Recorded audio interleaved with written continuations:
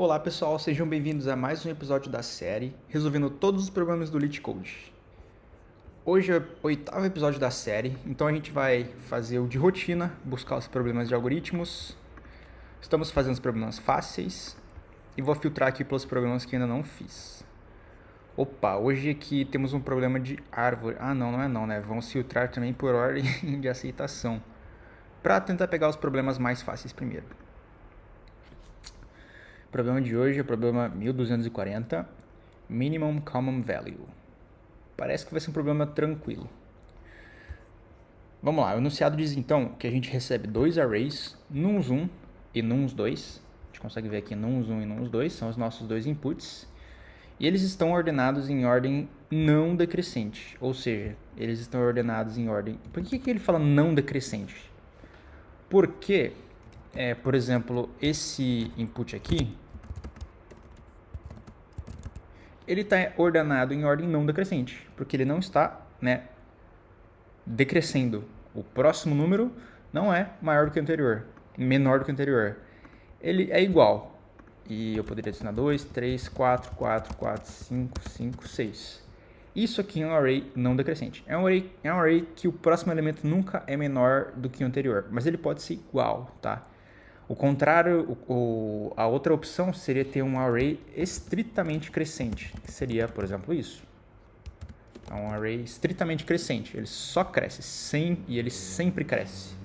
No caso dos não decrescentes, ele pode se manter igual ou crescer, beleza? Então, dado que a gente recebe dois arrays, nums1 e nums2, que estão ordenados de maneira não decrescente, a gente tem que retornar o mínimo inteiro comum entre os dois arrays. Se não tiver nenhum inteiro comum entre nums1 e nums2, retornamos -1. Beleza. Então, ele dá mais uma observação aqui pra gente. Ele diz que pra gente notar que um inteiro é comum entre nums1 e nums2, se ambos os arrays têm pelo menos uma ocorrência desse inteiro. Parece um problema relativamente simples, tá? Vamos pegar os exemplos agora, né? Como sempre falo, ver os exemplos ajuda a gente a entender o problema e possíveis barreiras que iremos enfrentar. Primeiro caso, então, temos o nums1 como sendo 1, 2 e 3 e nums2 como sendo 2 e 4. Muito fácil ver aqui, né, que o menor número em comum entre eles é o 2. Por quê? Porque 1 é o menor número de nums1, mas eles não têm esse número em comum, certo? O próximo número é o 2 e eles têm em comum. Então, matamos, já achamos, não precisamos nem testar o 3 ou o 4, beleza? Então, answer vai ser 2. E aqui é o esperado. Vamos pegar agora esse próximo exemplo aqui, onde o nums1 vai ser igual a 1, 2, 3, 6. E o nums2 vai ser igual a 2, 3, 4, 5. Aqui, novamente, o menor número em comum entre os dois é o 2. Por quê? Olhando o nums1, o 1 é o menor número dele, mas ele não existe em nums2. Então, já é Elvis.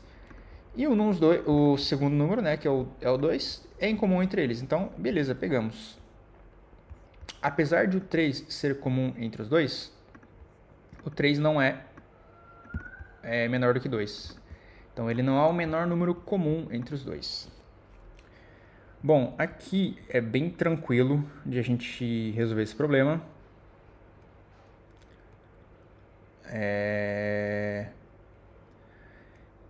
Bom, os arrays, eles já vêm ordenados, certo? Isso é uma coisa muito bom pra gente. No último vídeo, no vídeo do episódio 7, a gente comentou que em problemas de arrays é muito comum a gente ordenar os arrays para que ele simplifique a maneira de a gente resolver o problema. E aqui o array já veio ordenado, então é melhor ainda para nós.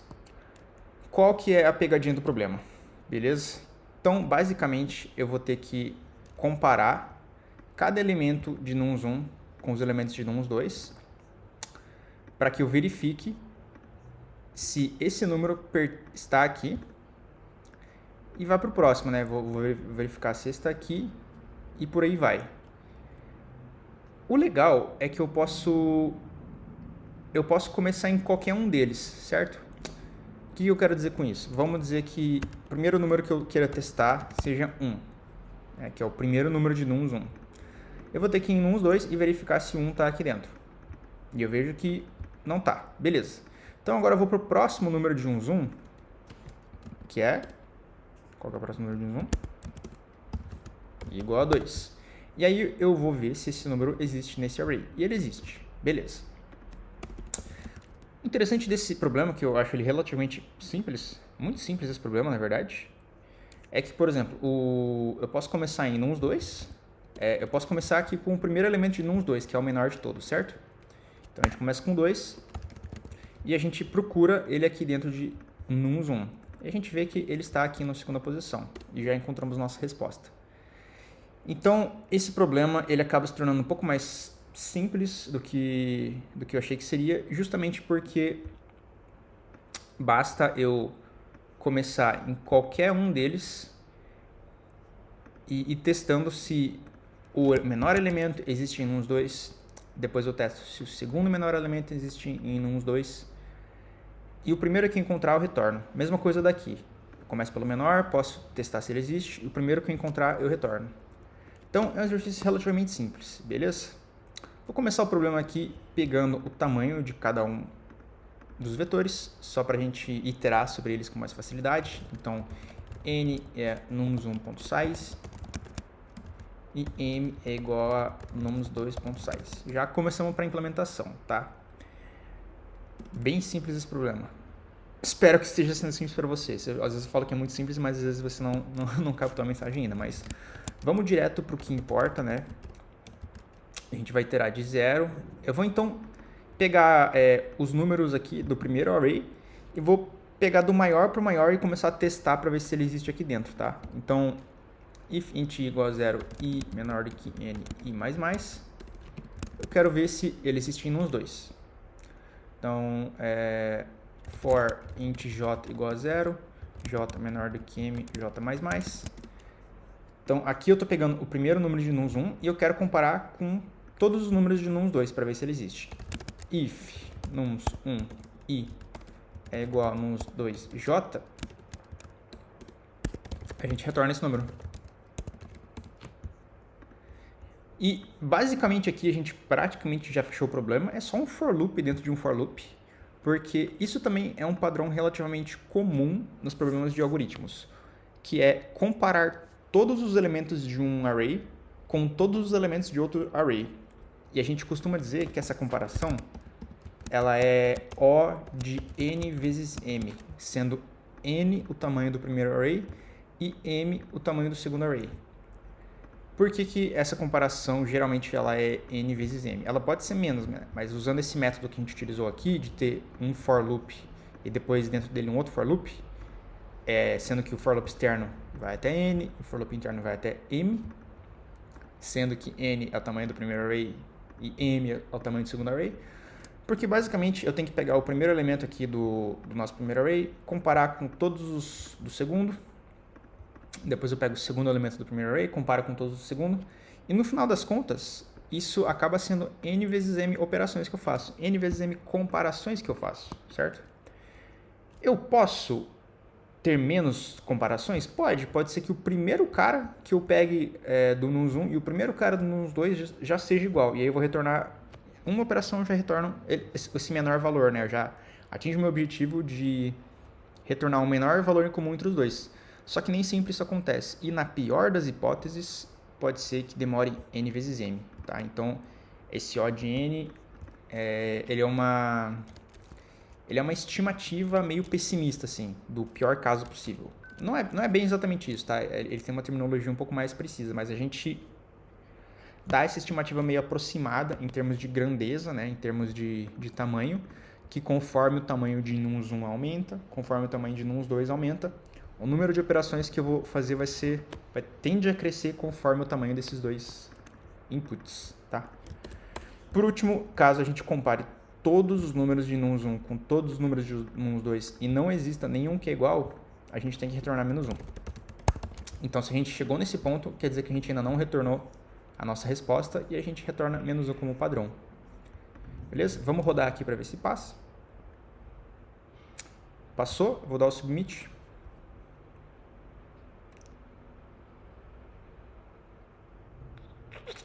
E a princípio vai dar certo, tá? Opa! Olha só, agora vem uma coisa muito interessante.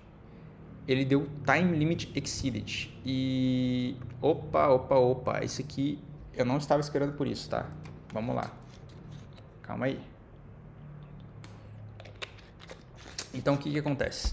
Foi até legal que a gente comentou aquela questão do odd n vezes m, porque é o seguinte, aqui no input, nas constraints, ele dá pra gente que o tamanho do primeiro vetor pode ir até 100 mil e o tamanho do segundo vetor pode ir até 100 mil, certo? Então quer dizer que a gente pode levar até 100 mil vezes 100 mil operações para finalizar essa busca, né? Para saber se tem um elemento em comum entre os dois. E isso aqui é equivalente a 1, 2, 3, 4, 5, 6, 7, 8, 9, 10. A 10 bilhões de operações. O que acontece é que alguns problemas do LeetCode, a maioria dos problemas do LeetCode, principalmente os fáceis, eles não têm uma restrição de tempo. Eles têm, mas geralmente você resolve o problema muito rápido, não em 10 bilhões de operações. Resolve umas 500 operações e pronto. Em geral, para você resolver um problema em menos de 1 segundo no C++, dizem, né, que você tem que executar mais ou menos 3 vezes 10 a sétima operações. 10 a oitava operações, sei lá. Então, como isso daqui é 10 a décima, ele extrapola o tempo de limite, tá? Inclusive, né, se a gente olhar aqui, vamos ver. Deu um time limit exceeded. Mas ele nem fala qual que é o time limit, né? Mas o que isso quer dizer é que a nossa solução ela não está muito otimizada, ela está demorando muito para rodar, beleza? E como eu comentei, muitos problemas a gente não tem que encarar esse desafio porque eles são só problemas de eu resolver o desafio, não problemas de eu resolver o desafio rápido. Então aqui a gente vai ter que encontrar uma maneira mais rápida para descobrir se existe um elemento comum entre os dois que não demore n vezes m, que não demore 10 bilhões. E, bom, felizmente eu já tenho a resposta, mas eu não imaginaria que você precisasse saber isso. Mas para isso a gente vai ter que fazer uma busca binária. E essa busca binária ela tem a ver com aquela árvore de busca binária que a gente viu 2 vídeos atrás, se não me engano, que é basicamente uma maneira de a gente saber se algum número existe dentro de um array de maneira muito rápida e eficiente, né? Então, por exemplo, vamos dizer que eu tenho um array 1, 5, 8, 11, 14, 20, 40, 54, 98, 101, 285 e 590. Eu pergunto para você, o número 79 existe dentro desse array? Você tem algumas opções, certo? Você pode olhar de 1 a 1 e procurar o 79. Opa, não existe. Por quê? Porque aqui eu já cheguei no 98 e eu sei que ele está ordenado. Então, se o 79 tivesse, ele ia estar aqui, né? Entre 54 e 98. Ah, eu quero saber se o número 600 existe. Então, você olharia do começo ao fim.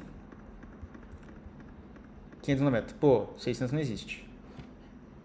Então, teoricamente, se eu olho sempre do começo ao fim, pode ser que eu tenha que percorrer meu array inteiro para saber se o número existe ou não, né? Ah, quero saber se o número 1000 existe. Eu tenho que ir do primeiro ao fim. Aí você pode falar para mim, tá, mas o 1000 é grande, né? Por que eu não começo daqui e venho para cá? Porque você não sabe se o número que o problema está te dando é grande ou pequeno, né? Esse cara, ele podia ter 1000, 2000, 10.000, 25.000, 300.000. E aí você fala, começa no 1000. Tá, eu começo da esquerda ou da direita? Eu já fico meio confuso aqui, sabe? Eu não sei se... Pra mim, o 1000 tá mais perto do 1 do que do 300.000. Só que se eu começar pra cá, eu vou fazer várias operações e aqui eu só faria 5 operações, né? 5 lookups. Eu compararia com 5 elementos.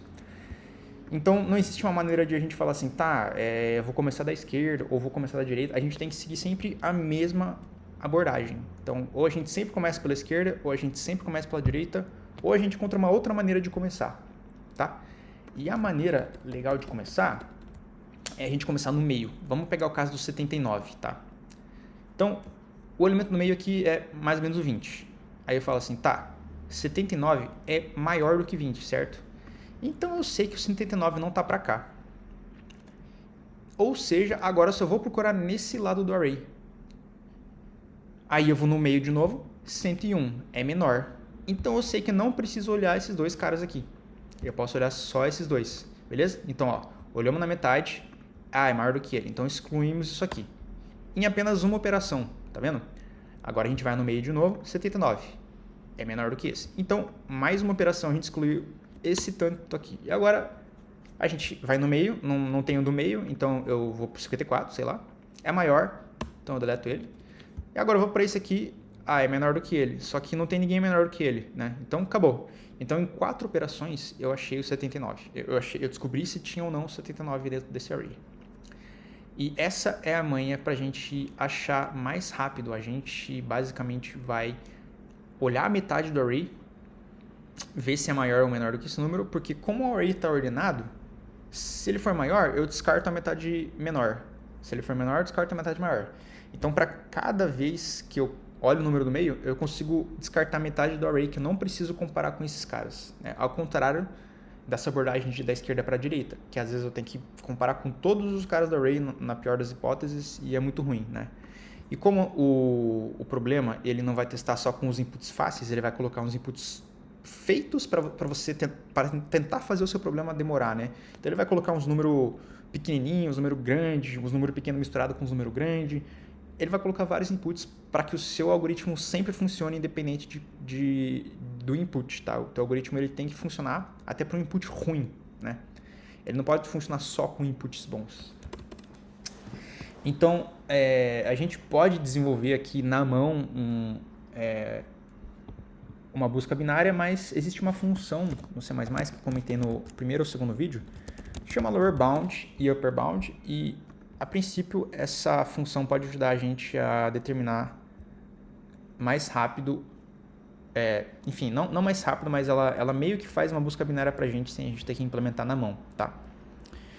Então aqui o exemplo desse carinha aqui, ele quer saber o lower bound do vetor do número 20. Aqui ele vai achar o primeiro número 20. Beleza, e aqui ele quer o upper bound, ele vai achar o primeiro número 30. Então, pelo que eu entendi aqui, se eu der um lower bound 20 e ele me retornar 20, quer dizer que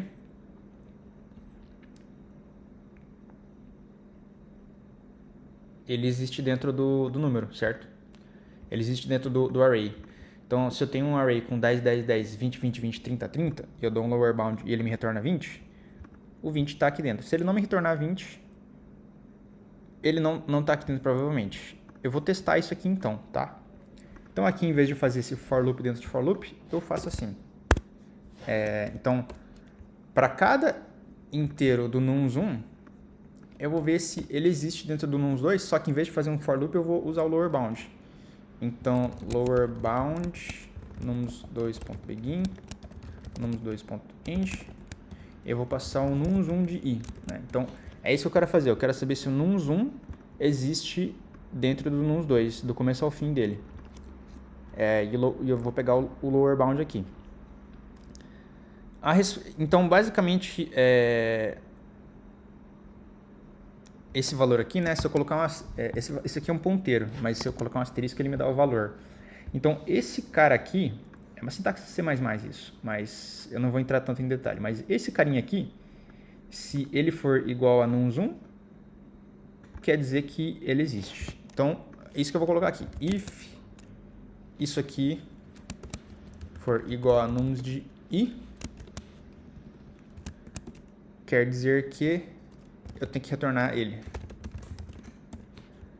E é isso, eu substituí aquele for interno pela uma busca usando o lower bound. Agora eu não preciso mais ir da esquerda para a direita nos dois e comparar. Eu uso o lower bound, porque eu sei que o lower bound ele acha usando busca binária. Eu acho. Então vamos dar um run aqui para ver se passa.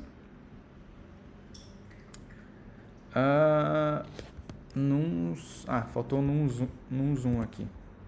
Foi só um erro de sintaxe ali. E aqui novamente, faltou num zoom. Beleza. É um erro bom, né? Que passou. Ótimo. Vou dar um submit. Vamos ver se passa.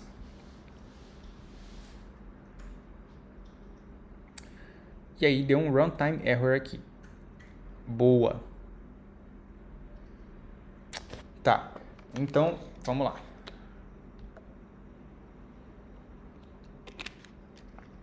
Agora eu só tenho que brigar com C++, tá?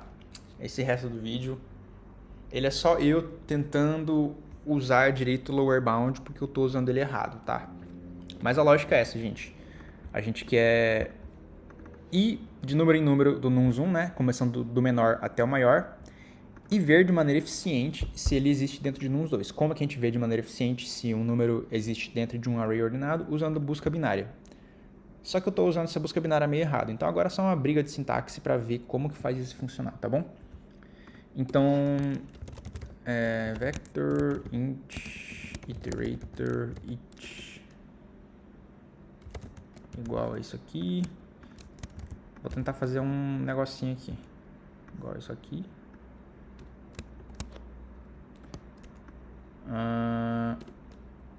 Então, if it diferente nums2.end.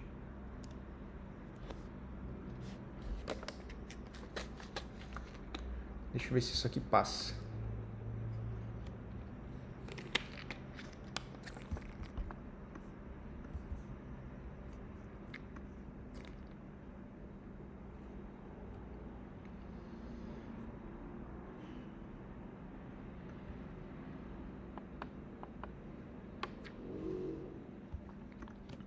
Couch. Só tô... Bom, tô aqui tentando entender como é que usa essa função direito, galera. Essa parte que ela não é mais tão interessante assim.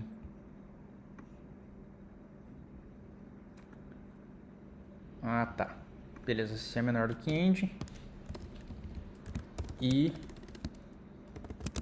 it é igual a nums1 de i. Isso aqui deve passar. Passou? Vamos dar o submit.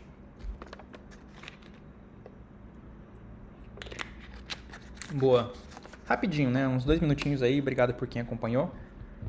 O que eu fiz então? Vou dar uma minimizadinha aqui pra gente ver as coisas em uma linha, tá? Qual que era o problema? Esse lower bound, ele retorna pra mim a posição em que o número que eu tô procurando tá no array ordenado que eu tô verificando, certo? Só que acontece que se esse número não existir aqui dentro, ele me retorna uma posição vazia, certo? Porque o número não existe lá. E aí eu não posso tentar forçar o C++ a dizer assim, tá, me dá o número dessa posição aí que você encontrou que eu quero ver se ele é igual ao número que eu estou procurando. Porque ele não encontrou o número. Então essa conversão aqui de eu pegar, né, esse ponteiro, de eu pegar esse... É um iterator, na verdade, essa posição do vetor e pegar o valor que está nessa posição, ela é ilegal. É como se eu tivesse um array que fosse 1, 2, 3, né? E tentasse fazer tipo, beleza, me dá o array 9. Essa posição não existe, né? Ele dá um erro porque não existe um elemento na posição 9, existe na posição 0, 1 e 2, não na posição 9. Então, isso aqui é uma sintaxe para eu pegar o número dessa posição do iterador, tá? É asterisco iterador. Então aqui eu acho a posição do número que eu estou buscando dentro do array ordenado, coloco nessa variável e eu falo assim, tá, se essa posição que eu encontrei não for a posição final do nums2, né? Isso aqui quer dizer que ele está fora. Então, tipo assim, Quando o lower bound não encontra nums1 dentro de nums2, ele retorna a posição final do nums2, a posição tipo final depois do último elemento, certo?